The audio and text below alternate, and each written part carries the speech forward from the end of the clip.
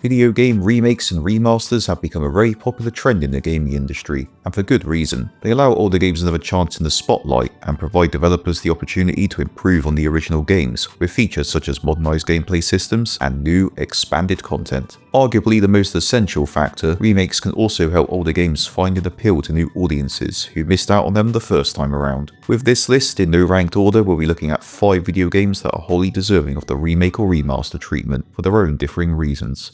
Let's begin. Back when Fire Emblem Path of Radiance was released for the Nintendo GameCube in 2005 to middling sales, Fire Emblem was not the flagship Nintendo franchise it is today. A physical copy of this game does not come cheap nowadays either, making emulation the most feasible way to play it. While there are other games in this series that are likely on the cards next for remakes, following the previous remakes in the series, Path of Radiance deserves an honourable mention for being a standout title. As the first game in the series with 3D graphics, Path of Radiance was essentially an upgrade to the working formula of the preceding games. Its gameplay is familiar but fresh, with new innovations such as the bonus EXP system and pre-battle camps that provide insight into the characters in your army.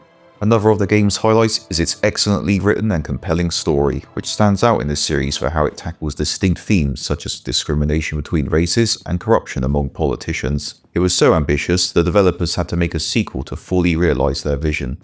In addition to how much a remake or remaster would make this game more accessible and reach a wider audience, it could also attempt to fix a few of the game's flaws. One of the game's most notorious shortcomings is its battle scenes, which are bogged down by slow animation, dated character models, and no on-screen information related to the two combatants, like every other Fire Emblem title. Unlike future titles, these screens cannot be sped up and are unskippable unless you disable them. The game is also on the easy side if you're familiar with strategy RPGs, unless you're playing on the hardest difficulty, which is not much harder. Despite these issues, Fire Emblem Path of Radiance is an excellent game that would greatly benefit from a modern-day re-release, with improved visuals, voice acting, and gameplay for the definitive revisit to the war-torn continent of Tellius. Crash Twinsanity was one of the better received games that followed Crash Bandicoot's Golden Age PlayStation titles. The game is largely known for its comedic tone, unique a cappella soundtrack, and teaming up Crash with his arch-nemesis, Dr. Neo Cortex. However, despite being an enjoyable and mostly well-designed attempt at a semi-open world Crash game, it showed a clear lack of polish in many places that simply couldn't be patched out in the PlayStation 2 and original Xbox era without re-releasing the entire game again. There is a lot of evidence of what could have been found in the game's unlockable concept art gallery had it a longer development time. If you delve deeper into the history of Twinsanity's development online, you will soon learn that the game was too ambitious for its own good, leading to a plethora of cut content and unrealized ideas. Even still, it's unfortunate that developer Traveler's Tales didn't have the time to fully optimize what did make the cut. Despite its rushed development and the resulting issues, the game was still able to be released in a perfectly playable state and is well liked for its platforming challenges, unique playstyles, and boss fights, making it a highlight of the series. While it may be wishful thinking, a full remake of Crash Twinsanity that not only fixes the issues the original game had, but also restores most of, if not all, of the scrapped content to make it the epic game it was destined to be, would be a dream come true for a long-time fan. While Crash Bandicoot currently seems to be in limbo again following a short-lived resurgence, a remake of this caliber would be sure to give him a second wind once again. Capcom has been on a roll with their Resident Evil remake titles, and it would seem Resident Evil 5 is the next reimagining on the horizon. However, many will argue that Capcom should be setting their sights on Code Veronica next. It is currently unconfirmed if a remake of this game is in the works, but we will cover the game here regardless, and why it is a highly requested remake. Code Veronica is an often overlooked entry in the Resident Evil series for various reasons. It tends to be ignored due to lacking a number in its title, and it was originally released exclusively for the less popular console at the time, the Sega Dreamcast. It received a PlayStation 2 port sometime later for the loyal Sony market that missed out.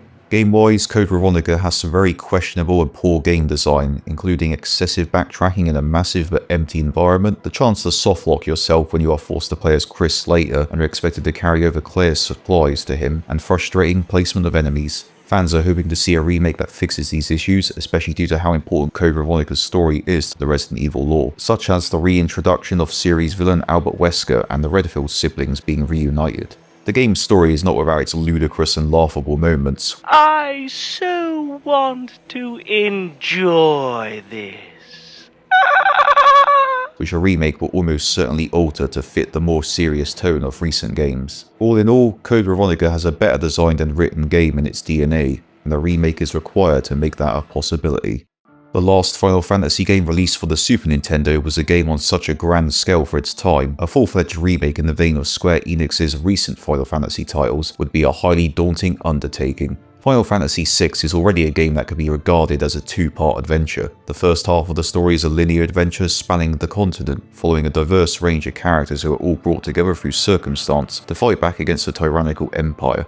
Despite their best efforts, a deranged loose cannon within the Empire's ranks has the last laugh. He destroys most of the world and almost kills the heroes. The second half is when the game opens fully as you traverse the ruined world to get the scattered band back together, taking on a whole range of quests, in addition to eventually tackling the new main threat. The game is non-linear and you have the freedom to do as you wish from this point onwards. The map is no longer the same though, and the atmosphere is dreary, evoking many emotions. Square have already gone on record to say it would take multiple games to make a remake a reality, akin to the ongoing Final Fantasy VII Remake series. When you look at the humble 16-bit original and imagine it as an open-world AAA game, you can see how. Nonetheless, whether Square wants to take on the challenge or not, it cannot be denied that a remake of this already exceptional game could do more of its beautifully told story than the SNES game was able to accomplish at the time. With full voice acting, more interactions between the large cast, colossal fights using a new battle system, 2 different open worlds to explore, and a deeper dive into the lore and mythos, a remake would no doubt be nothing short of a fantasy epic.